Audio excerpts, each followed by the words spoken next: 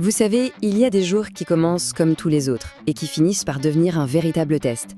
Pas un test sportif, non, un test d'humanité. C'est l'histoire d'un jour où le FC Barcelone a dû faire face à une tragédie humaine si grande que le match à venir est devenu complètement secondaire. Cette histoire, elle nous rappelle une chose essentielle. Derrière les joueurs, derrière les tactiques, il y a des êtres humains. On va voir ensemble comment une institution sportive, mais surtout un très jeune homme, ont fait face à l'impensable. Alors au départ, tout est normal. C'est une journée de match classique pour le FC Barcelone. On se prépare pour une rencontre de coupe importante, un de ces moments qui rythment la saison d'un grand club. L'ambiance, c'est concentration, motivation, le train-train habituel quoi. L'équipe, sous la houlette de Hansi Flick, est complètement focus sur la tactique. L'enjeu est important, la pression, on la sent, mais c'est la routine, vous voyez. Chaque joueur est dans sa bulle, prêt à tout donner sur le terrain. C'est le quotidien d'une saison de haut niveau. Et puis, d'un coup, cette routine, elle vole en éclats. L'atmosphère de concentration, de professionnalisme, elle s'effondre. Et elle laisse place à un choc, un silence et une tristesse qui vont complètement envahir le club. Le matin, l'équipe s'entraîne. Tout va bien. Mais quelques heures après, le jeune milieu de terrain, Marc Bernal, est appelé à l'écart par la direction. C'est à ce moment-là que tout bascule. Le club doit lui annoncer la nouvelle la plus terrible qui soit, le décès d'un membre très proche de sa famille. Et pour bien comprendre l'onde de choc, il faut savoir qui est Marc Bernal. Ce n'est pas juste un joueur parmi d'autres, non, c'est l'un des plus grands talents du club, un pur produit de la Masia, perçu comme une pièce maîtresse de l'avenir du Barça. La nouvelle est d'une brutalité incroyable. On lui apprend que son cousin, quelqu'un dont il était extrêmement proche, est décédé dans un accident. C'est le genre de drame que personne ne devrait jamais avoir à vivre, et encore moins dans ce contexte. Alors, face à une situation aussi tragique, aussi délicate, comment est-ce que l'institution réagit ? C'est là que le club va montrer son vrai visage, bien au-delà du sport. La réaction du Barça a été immédiate et vraiment totale, aucune hésitation. On a tout de suite proposé à Bernal un soutien psychologique et bien sûr la liberté de rentrer chez lui auprès des siens.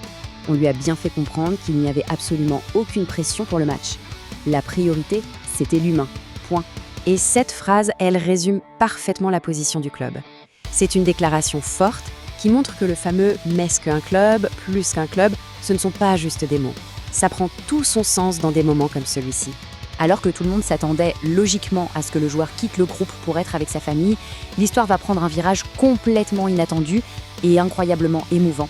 Un virage initié par Marc Bernal lui-même. Contre toute attente et malgré sa peine immense, le joueur a pris une décision que personne, mais vraiment personne n'avait vu venir. Une décision qui a révélé une force de caractère juste incroyable et qui a bouleversé tout le monde au club, des joueurs au staff. Sa motivation, elle était aussi puissante qu'inattendue. Il a décidé de rester, de jouer. Pourquoi ? Pour rendre hommage à son cousin. Ce dernier était un fan inconditionnel du Barça et il suivait sa carrière avec une immense fierté. D'un coup, ce match devenait bien plus qu'un simple match de foot. Son raisonnement était très clair. Il ne s'agissait pas de faire comme si de rien n'était, non. Il s'agissait de transformer cette douleur, de s'en servir comme d'une source de motivation pour se battre sur le terrain et pour honorer la mémoire de son cousin.